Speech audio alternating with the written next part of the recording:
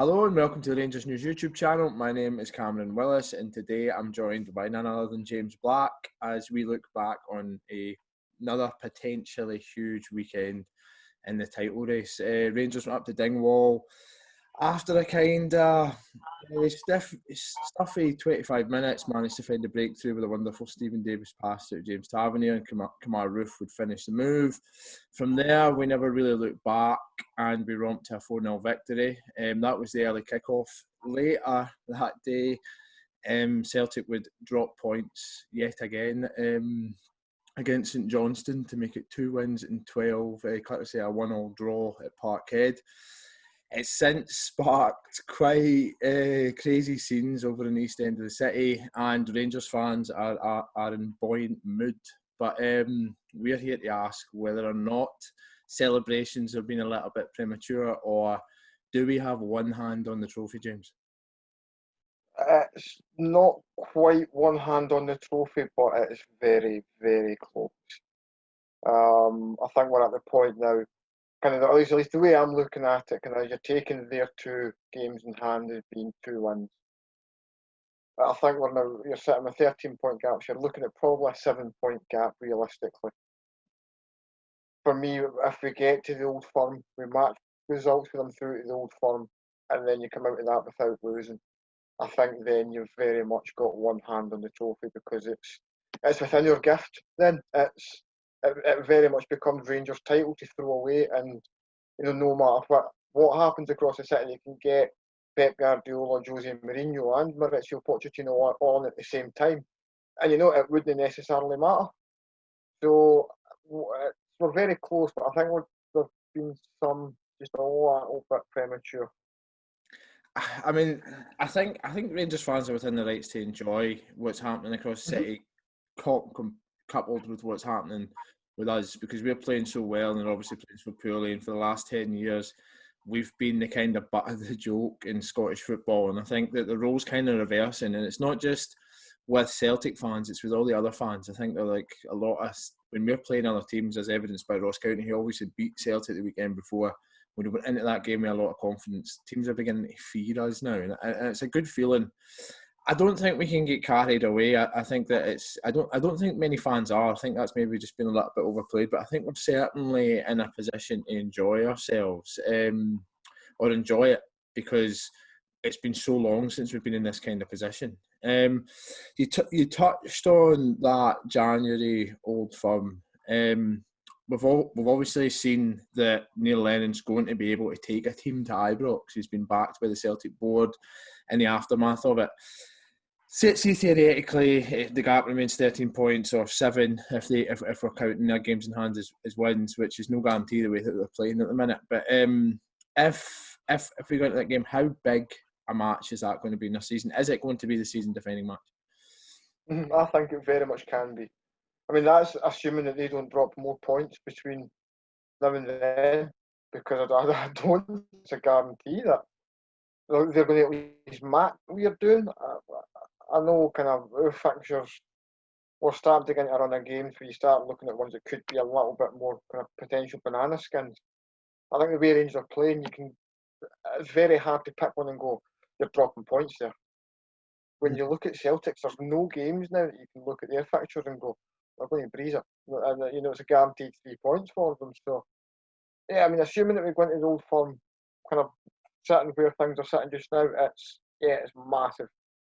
Huge game for us. And it's one where I think if Rangers come out of that and win it comprehensively, it completely sinks them.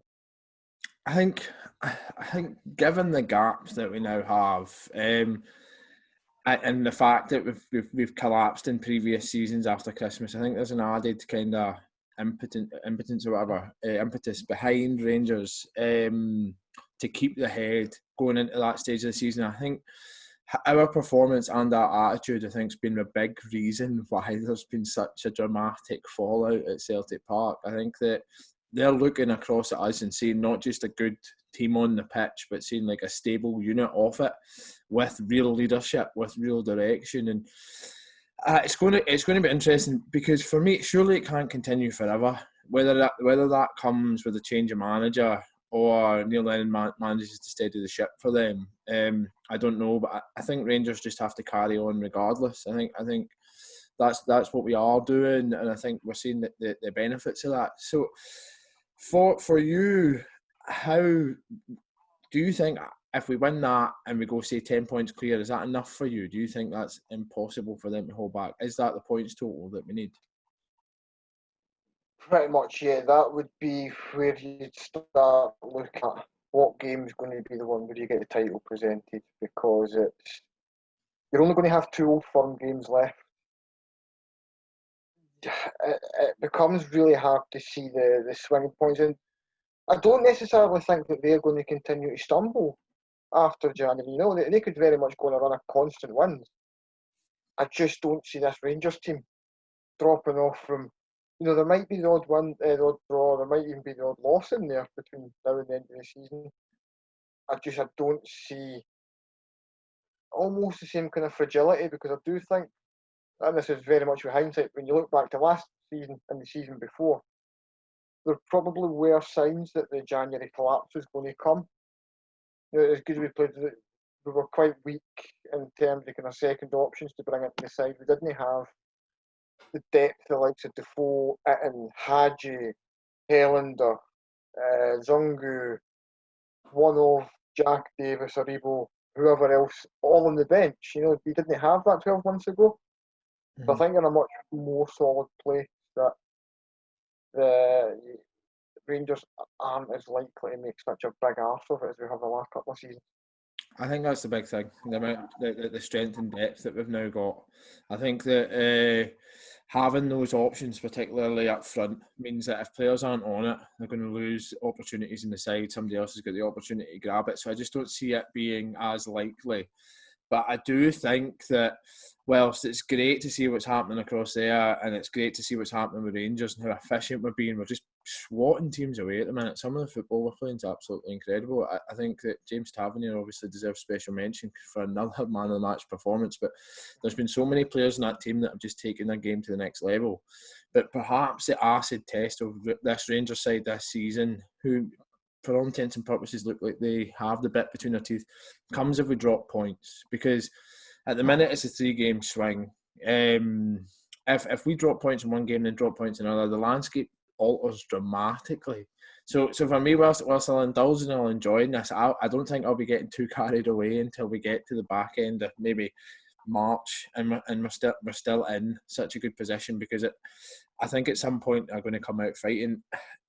But like you say, with that strength and depth, Rangers look like they're unbeatable at the minute, and that leads me on to my kind of next question for you. When do we start saying, could we go this season unbeaten? I think you start. It's a weird one, because you never want to make the assumption that, we're good enough to go the season unbeaten. But I'd always think that from one game to the next, you're always looking at it going, we should win that game.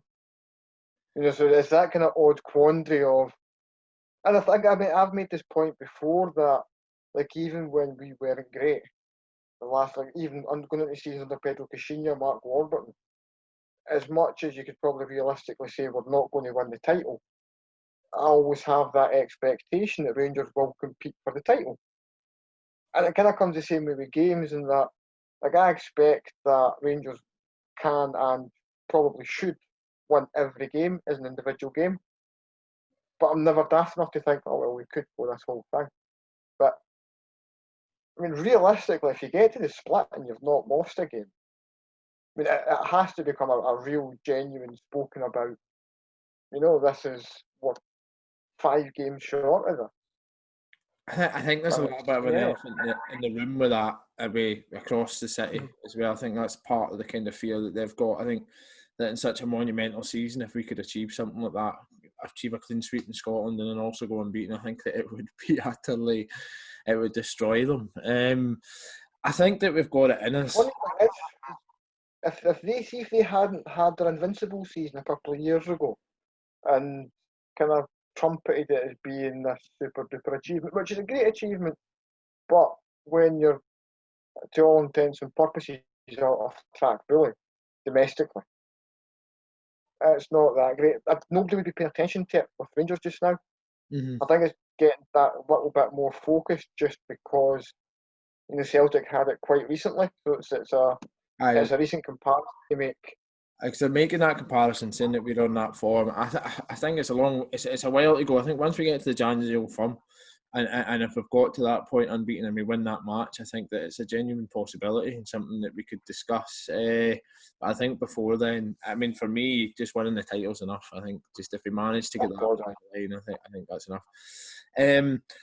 Which is interesting because a lot of it we're seeing this. January Old Firm is like a kind of break point, but obviously there's no winter break this season. We go straight back into fixtures the week after. How big is the January transfer window for us in terms of maintaining this form? I don't mean just in terms of perhaps bringing a player in or a couple of players in. I mean in perhaps maintaining the balance that we have in this squad and retaining some of our top players. January's going to be such a weird window. Because I was actually thinking about it recently. I don't see it being your typical January window, like, because you'll get like a kind of early flurry of transfers, kind of January 1st, 2nd, 3rd, 4th. And then it goes fairly quiet, and then like maybe the last week or so, it starts getting really crazy again. But I just think that kind of because the window only closed, like the 5th of October, 6th October it closed. Start October, aye. I mean, we're what? 8 weeks out for the transfer window having just closed. I know, it's mad. It's just not long. It's a really huge. I don't see that there's. Yeah, I don't see there being a huge amount of kind of business anyway. So I think that it's going to be much more important to keep Rangers hold of everything they've got together. I think if you start losing just one or two pieces of that, balance does quickly fall apart. In terms of incomings, a bit of depth maybe at fullback, because I don't know. I do think Nathan Patterson would probably be better served for a loan move somewhere. I think he needs regular minutes. I think kind of getting the. We haven't missed Falkirk. It kind of changed it a little bit because that was almost a guaranteed 90 minutes for him, and he's got none of that. So yeah, I think he would maybe be somebody you'd look at getting out on loan in January. You'd look at somebody to cover Tav, but other than that, they're not really needing much. I quite like when you're building like a position of strength. It's a wee bit of a cliche in football circles, but I quite like the idea of us making not a marquee signing but a strong signing in January as a kind of signalling intent. Don't know if it would be in the attacking areas of the pitch on the wings or something, but I would like to see a signing like that just to make, because I think that it becomes too much of a convenient excuse if things go wrong that you didn't strengthen. I think obviously there's been interest in particularly Glenn Kamara. I think Rangers are well stocked in midfield.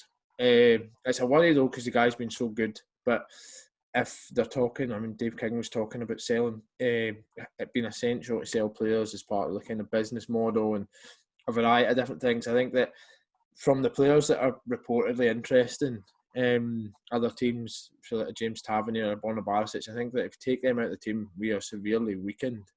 But if at Glenn Kamara, you've got so much strength and depth, and like you say about the transfer window closing, and it was part of that. Bongani Jungu joined 2 months ago or something, and he's played 3 matches. And we're still waiting to see him be fully integrated into the squad. So it is different in that sense. I'd agree with you.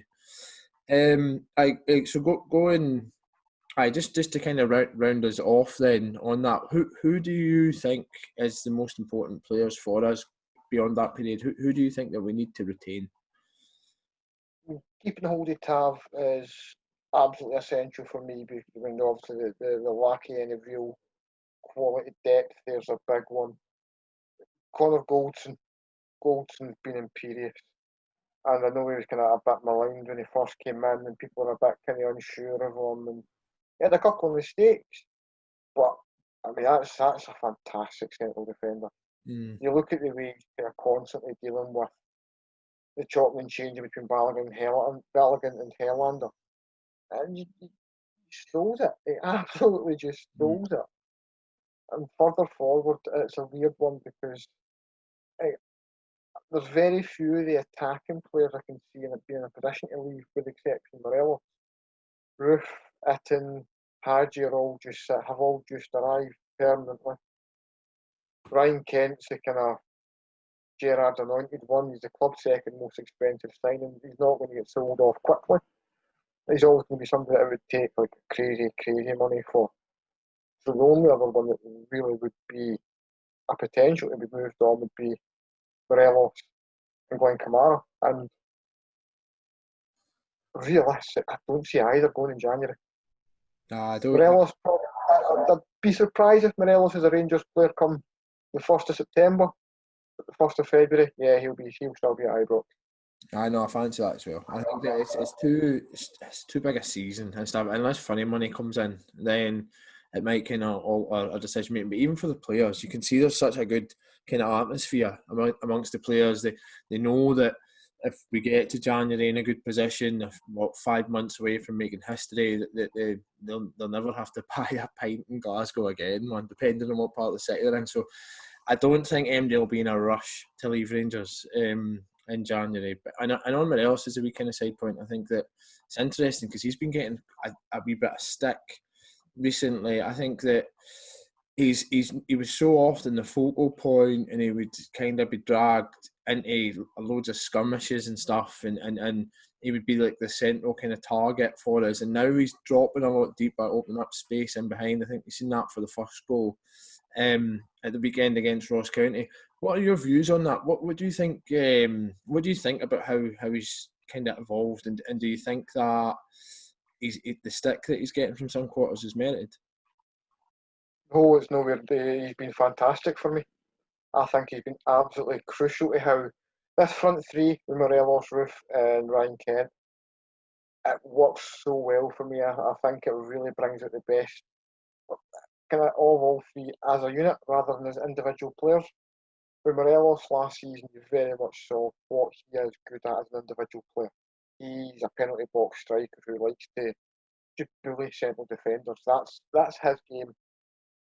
But it didn't really complement the guys round about him. And I think ultimately it kind of made Rangers a little bit weaker as an attacking force. With him playing as someone who comes that bit deeper, brings defenders in with him. I think you're seeing a lot more for Ryan Kent in terms of like an end game. I think a lot of what Ryan Kent would do last season would maybe be like second or third man on the move, but it wasn't that one who would provide like the cover pass or be the one to put the ball in the net. I think you're seeing much more of that this season. And it also gives Kamara Roof the space just to kind of cause nightmares for defenders. Because you can, I've tried to make the point of watching him as much as I can, just like see like what he does with his movement and stuff. And there's loads of times in games where he doesn't pop up. You don't really see him getting involved. But he's producing these wee moments of magic just with his intelligence and reading of the game. It's just so far ahead of so many other players in Scotland. And I wrote something the other day about the Morelos Edward debate. And kind of it was always which one's the best striker in Scotland. Come on, Roof. Be a distance. I mean, he has started on fire. It's just his movement's so sharp. Like, you've seen that for the first goal, but he's in the 6-yard box, putting it in the back of the net, and then he's outside the box, moving the ball well. He's really technical. He's really smart. I think Steven Gerrard praised his work rate after the Standard Liège game. So I mean, we've got a really good kind of complete forward there. It really reminded me, Roof, of. Do you remember the season that Ronald de Boer just like him and Barry Ferguson tore Scottish football to shreds? 2 or 3 Like I think it was, yeah, it's very similar to kind of where de Boer was playing and kind of how de Boer was playing, and it's working so well. And I think this is probably the first time since Gerrard's been here that I would argue that he's had a genuinely proper settled front three where it wasn't a case of you'd maybe know who two were and it would be maybe somebody else would go out right and maybe like last season we'd rotate between Hadji was there, we've seen Scott Arfield there under Gerrard, we've had Daniel Candace there under Gerrard, we've had Christ, who else have had kind of wide right role there? Evo played there. Kind of had Morelos there. Aye. Arfield played there. Greg Stewart. He's had all sorts out there. But I think now you've properly got that settled. Kent in the left, Booth kind of in that, kind of do what you please on the right, and Morelos coming deep, and aye, brilliant. Do you think that's so odd to round it off? Is that the front three to fire us to the title of this? Oh, absolutely. It's getting closer. It's certainly getting closer. Like I say, I don't think I'll be getting too carried away too soon, but it feels good at the moment, and long may it continue. Thanks for watching. Please like and subscribe if you haven't already, and we'll see you later in the week with another video.